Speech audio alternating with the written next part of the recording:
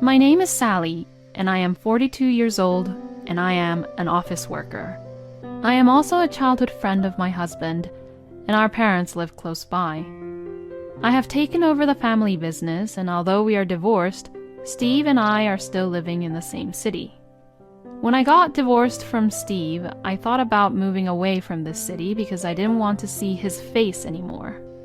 However, because I love the schooling system of our district, I bought a used apartment in the same city and lived there. The reason why Steve and I got divorced was due to Steve's infidelity. He was cheating on me. From the very beginning of our marriage, we both worked. We also cooperated in housework, to be fair. Our daughter, Angelica, had been in daycare since she was 3 months old. Steve had taken over his family ironworking business, and since the company was in a very difficult situation, he wasn't getting any decent salary. Steve and I went to negotiate with Charles and Robin, my parents-in-law, several times, but they just said, "We can't give you any more because the company is not doing well." However, our family still had to make a living, so we thought about Steve changing his jobs. However, Steve would not actually take action of changing his job by saying, "If my parents ask me to do something, I can't say no." Then, 6 months before our divorce, things happened. When my daughter was in junior high school, I was put in charge of a new project at work. I had several opportunities to work on projects before, but I kept turning them down because Angelica was still young, and I thought the mother should be around when the child is young. However, my daughter is in middle school. With my daughter's and my husband's consent, I was able to take on the project. This inevitably meant that I would not be able to do family chores as much as I had in the past. There were days at work when I had to stay late and wasn't able to come back until the next day. In the midst of all this, my daughter helped me with household chores and did the cookings. Steve was cooperative in the beginning, but he took advantage of my lack of attention and stopped doing more and more of the household chores, let alone taking out the garbage, which was his responsibility to do so. I was unaware of this and just worked very hard at work every day. Then one day, a month before our divorce, my daughter asked me to make time to talk to her. I immediately left work on the dot to make time for Angelica. Then, my husband was not there, even though it was time for him to come home. I asked my daughter, "Is your father late today?" She replied, "Always. He always comes home just right before you get home." I was stunned. My husband told me that he eats dinner with our daughter every day. Since I always came home after 10 p.m., I relied on Steve to take care of Angelica. Then, my daughter started talking as if she had been keeping it all in for a very long time.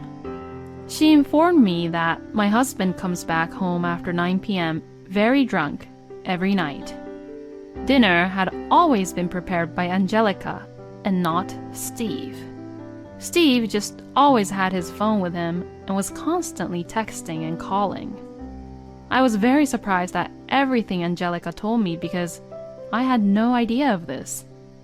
I could not forgive myself for making my daughter feel this insecure at such an impressionable time in her junior high school years.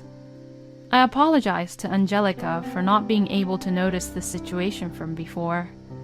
I also told Angelica that I wanted her to leave this situation to me to handle from now on. Now, how should I talk to my husband about this? I should gather more evidence. As if I am trying to solve a problem at work, one task after another came to my mind to deal with this situation. Angelica said, "Mom, you should just get a divorce from him soon. I don't want a father like him. He wasn't a father to me." As she said this, Angelica was so determined to cooperate and gather evidences. My husband, who made my daughter feel like this, is my enemy at this point. I immediately planted a tablet in his car with the GPS turned on. We will continue living as how we just normally did until we have the perfect evidences for divorce.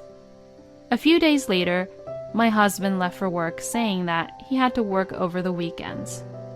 The GPS worked, and it did a very good job. Steve's car went in the opposite direction from his office and stopped in front of a very busy and popular cafe. I immediately went to the cafe and succeeded in obtaining photographic evidence. After the cafe, I followed Steve on the expected course and was able to get more good pictures for evidence. And that night, I confronted my husband, who had deliberately came home in his work clothes with the evidence photos, and questioned him. Steve turned pale, and he was speechless. When I was talking to him about what I was planning for our future, I was surprisingly calm and nonchalant. I told him that I knew how he hasn't been taking care of Angelica and just forced her to do all of the household chores on her. I also told him that I knew that he has been just paying attention to his phone, rather his daughter, at her sensitive times. I also told him what I saw during the day. My husband apologized in tears, but I did not have the capacity to forgive him. Then, I signed the divorce papers I had prepared and decided for both of us to go back to both of our parents' house to tell them of the news. When I told Angelica beforehand about actually divorcing her father, she agreed to it as long as I promised her that I would get the custody of her. From there, the things proceeded at a steady pace. My in-laws wanted us to work it out and to avoid the divorce somehow. But once they realized that Steve's infidelity was the cause, Charles and Robin stopped saying anything. When Charles and Robin were convinced, the situation proceeded at a faster pace. My parents said, "You are always welcomed at our place."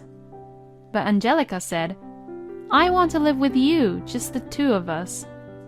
I will help you with the household chores." So, Angelica and I started looking for a place to live with just the two of us. We were excited to look for a place that was close to Angelica's junior high school and wanted to find a fully furnished and stylish place. Then, we found a very stylishly renovated used apartment. We both loved and agreed on that place. We decided to take the plunge and buy this place. Thankfully, I had a job, so we bought it with a mortgage, which was about the same price as the rent. Steve went back to Charles and Robin's place. From then, I really enjoyed living with my daughter and was happy to see that my daughter, who was so small and young, had grown up into a person who I could talk to about anything like a friend. A few months later, one day, while I was leading such a busy but happy life, I received a phone call from my parents' house. "Hey, Sally, Steve and Robin just abruptly came to our house. They are saying that they were trying to contact you but couldn't reach you. What should I do? Should I just make them leave?" I was shocked, but decided to head to my parents' house. I had indeed blocked all means of communication from my ex-husband, and I thought it was my fault that he couldn't get in touch with me. I rushed to my parents' house as soon as I got the call because it was only a 5-minute drive. When I arrived at my parents' house, my mother approached me with a wry smile. My mother said, "Hey, Steve came with Robin. What do they want from you now? They seem to have something on their mind." I was so surprised because neither your father nor I had any idea what was going on. I said, "I'm really sorry. I'll get them to leave right away." And as I said this, I went into the house. I entered the house and found the two of them sitting in the guest room behaving nicely. My father saw that I had arrived and spoke to them. "What can we do for you today? Even though I don't think there's anything we can do for you now." Then my ex-husband opened his mouth. Steve says, "I loaned your daughter Sally $20,000, so I want you to pay it back." I didn't know what he was talking about, and so I said, "$20,000? I don't remember borrowing anything from you." My ex-husband replied with a disgusted look on his face. "What are you talking about? I lent you $20,000 for the wedding. You're a swindler for trying to overdraw that debt." As Steve said this, Robin, my mother-in-law, started to get on board. The wedding ceremony was for the bride, so that's a debt. No doubt in that. I was stunned and speechless. Then, my ex-husband went even more out of line. "If you can't pay back the $20,000 immediately, then you have to remarry me. If you remarry me, you won't owe me anything." As Steve said this, he put the marriage certificate in front of me.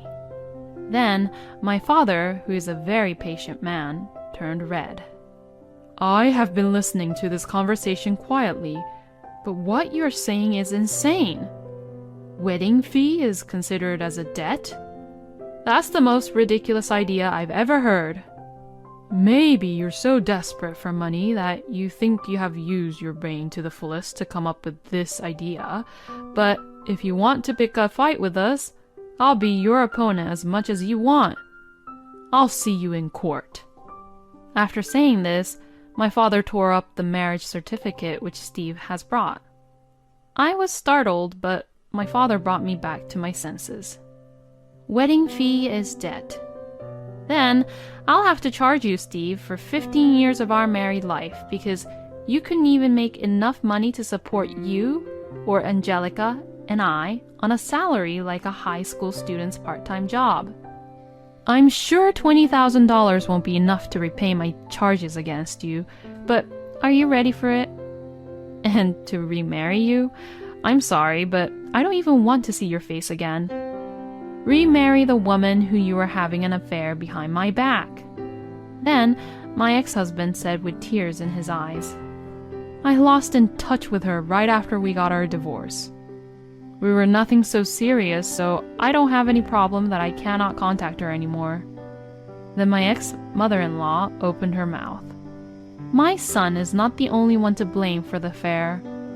I think it was the fact that you were always away at work, working, instead of taking care of the family in the first place." I tried my best to hold back my laughter. No, I think it's your son's fault no matter what you think. He is the one who had an affair with another woman when he was married to me, and that is the fact. He had a family to take care but didn't, and just fooled around with another woman. Are you out of your mind?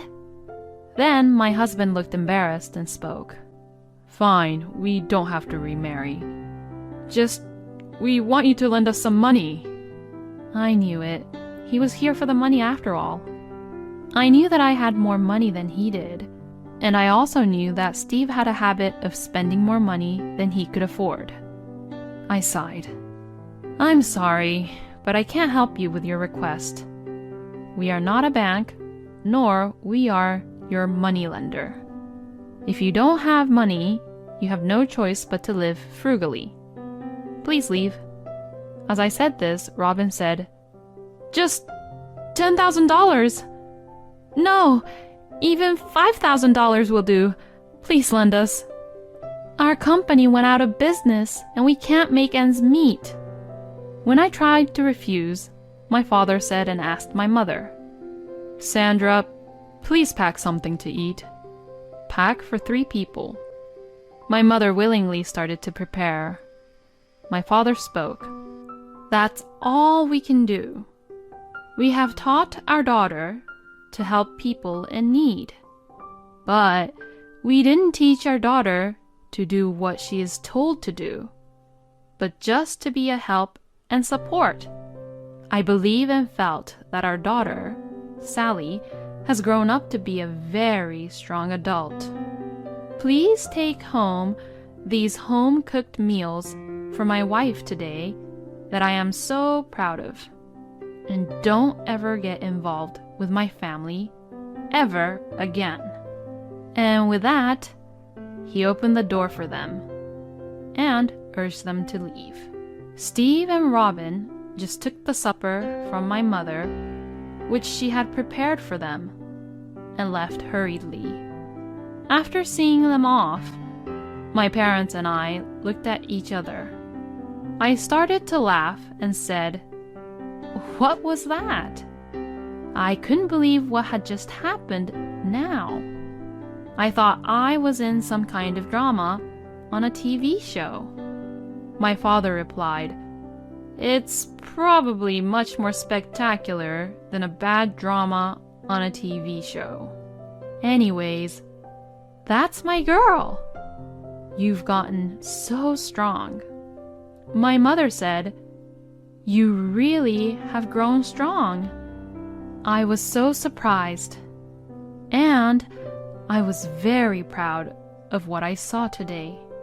What should I do now that I've packed all the dishes for dinner for them? She said this and laughed. To that, I said, "I'll bring Angelica now, and we can all go out for dinner. I've caused you so much trouble, so let me at least buy you 2 dinner. I don't want to owe you anything." When I said this, my parents were both very happy with the idea. Of course, we talked about what had happened over dinner. Later, I heard that my ex-husband's ironworks business had gone bankrupt. Steve, who only had a work experience from there, started working somewhere else. But his absenteeism was so noticeable that he soon got fired from the new job. The place where Steve's parents' house used to be had become a vacant lot before I knew it. And as for me, I am as busy as ever. My daughter, Angelica, is growing up obediently and has not yet entered the rebellious phase. I hope that one day Angelica will marry a wonderful man who is nothing like her father.